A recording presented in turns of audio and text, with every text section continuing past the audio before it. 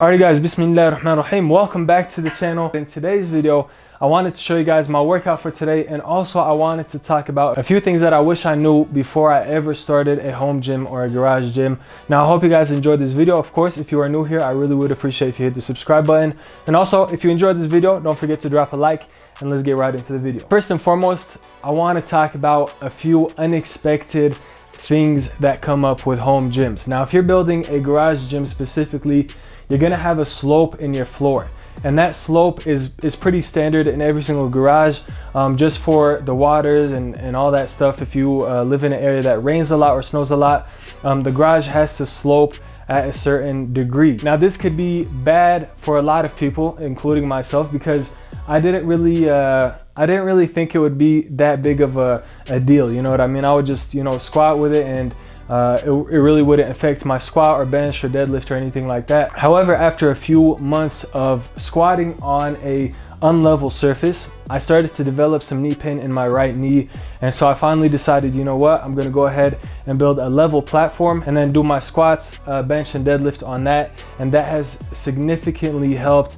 with my knees, and just with the squat itself, it feels a lot better. So if you're just starting a home gym and you're in the garage, make sure you check the slope of the garage and then try to build a level platform. That way you're not squatting or doing your exercises on an unlevel surface. Now, the reason I say that is because there's actually a lot of things I'll talk about that require more money than you might have expected or accounted for. So for me specifically, I did not expect to spend as much money as I did on the home gym. Now I'll talk about one problem is the slope, of course.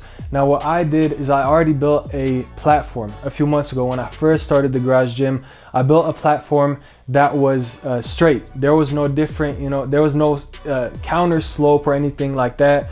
It was just a simple deadlift platform, and I would do my deadlifts on that. Now I built that platform with two 4x8s, and they were 3/4 inches thick, and then the third level was again 3/4 inches thick, and then I had the 2x4 pieces of rubber on the side. So in total, the platform was basically 3 different layers. Now when I went ahead and tried to build a kind of a level platform, I had to use a lot more wood, which costs a lot of money, and then 2, makes the platform much heavier. So please take into account, if you have a slope, don't make the same mistake as I made.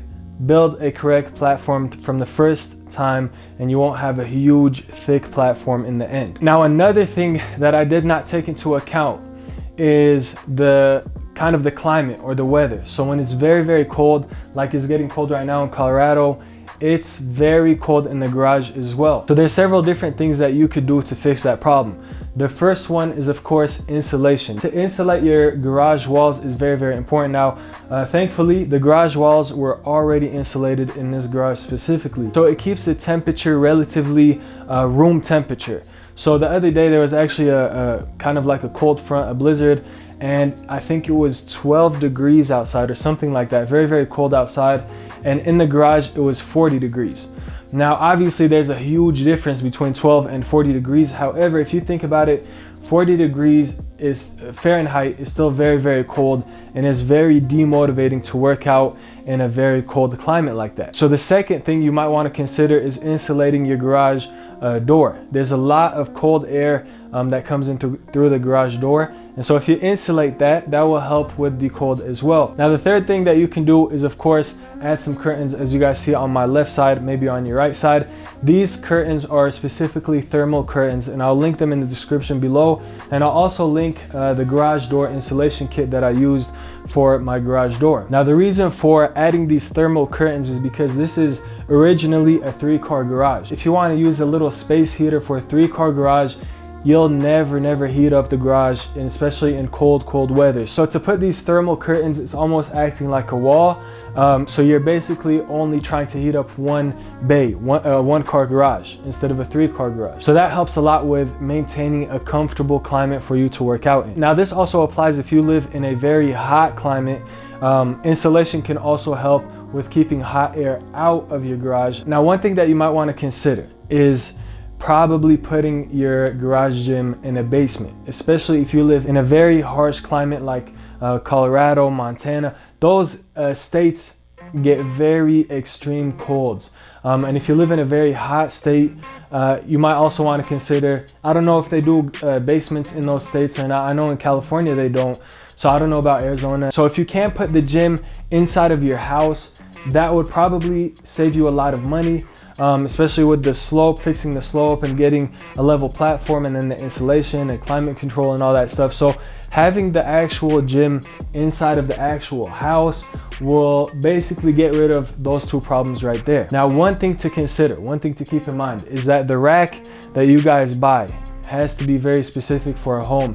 This is a 93-inch rack, and so if I try to put this inside of the house, inside of the basement, the roof would be too short. So the rack would pretty much go through the ceiling, and obviously you can't do that. So Red Fitness also offers an 80-inch rack, which is a little bit shorter. And a lot of manufacturers actually, I think, offer an 80-inch rack, which will fit under most basement ceilings unless your basement is very, very short. So make sure before you buy a rack, you measure out basically the height of your ceiling to the floor, and make sure that if you're gonna put a platform under your rack, that the platform and the rack will hopefully fit in between the ceiling and the floor. Now, one more problem that I've kind of run into with the garage gym is space. Space is very, very limited in a one-car garage. If it's your own garage and you don't have to worry about other people using other parts of the garage, you could take up, you know, your 2-car or 3-car garage or whatever, however big your garage is, you can basically take up all of that space.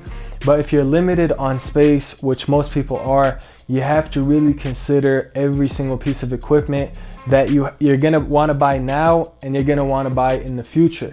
Because what I purchased right now basically fits perfect, and I can't really add a lot of things. Maybe I could add some dumbbells and stuff like that, but plyo boxes, a cable machine, those things I will not be able to add in the garage gym. So make sure before you purchase any equipment, you really kind of plan everything out, plan out everything that you want in the future, and see if you have enough space for it. So this rack right here behind me is a 41-inch rack.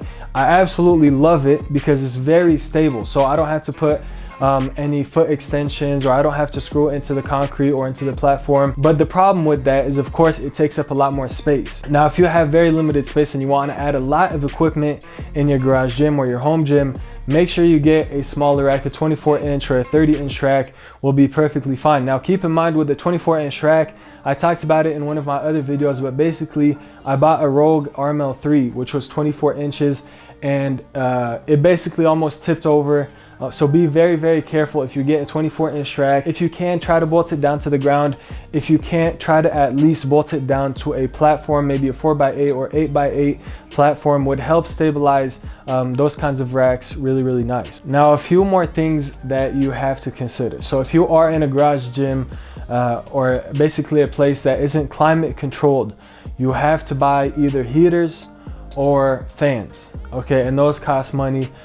You also have to buy either a dehumidifier or a humidifier depending on where you live. Now, for people who live in a dry area, a humidifier isn't as important, but if you live in a wet, humid area, you really, really have to think about getting a dehumidifier, because you're dealing with a lot of steel, you're dealing with a lot of metal, and that metal can rust with a lot of humidity. So buying and investing in a dehumidifier is, of course, going to save you money in the long run, so keep that in mind. And then one other thing is, of course, the lighting. Gym lighting, I think, is very, very important in creating that vibe and creating that energy that you need to work out. If you're working out in a dark place, in a dark environment, or a dark room or something like that, for me personally, I can't do it. I need a lot of light. It helps stimulate the brain to wake up and to get active, and hopefully produce more energy. So make sure you invest in some good lights. These lights right here, I'll link them in the description below. I got them from Amazon and it was a great deal. I love them. They've been working for a few months now, and it's probably one of the most important investments that I made in the garage gym. Now, actually, I'll turn off the lights that I purchased or added into the garage and show you guys the garage lights that came before I basically added any additional lights to this garage. I'm gonna go ahead and put my camera in manual mode. The ISO is at 500 with this light, and then let me go ahead and turn off the additional lights, and that is basically how the garage looks with just the lights that come with the default garage. So obviously You guys can see it's kind of scary in here. There's not a lot of light. You can't really see that much. The only bulb, let me see if I could even get under a light that you guys can see. Yeah, basically I have to go all the way right under the light bulb. So yeah, I just wanted to show you guys basically the importance of adding additional lights. So I'll show you guys these lights right here. They basically are tubes or LEDs, and they run down. I added an additional one actually today, right there, right above the squat rack, to add additional lighting. But that is just one extra thing, one additional thing that you have to keep in mind when you're building a garage gym. So basically what I'm trying to tell you guys in this video is you should try to budget your actual equipment, like for example a rack, a barbell, weights, benches, all that stuff. You should try to budget it at about 70 to 60%, because there's going to be additional costs that you might not have money for and you need to fix. So be careful and make sure you kind of account for everything that you need in a garage gym or a home gym. So I hope you guys enjoyed this video. I hope it helped you guys. Of course, if you have any questions, always leave it in the comment section below. And if you want to check out any of the equipment that I have and you want to purchase it for yourself, also make sure you check the description below, and I'll link it in the comment section as well. But anyways, I hope you guys enjoyed this video. Inshallah, I'll see you guys in the next one. Peace.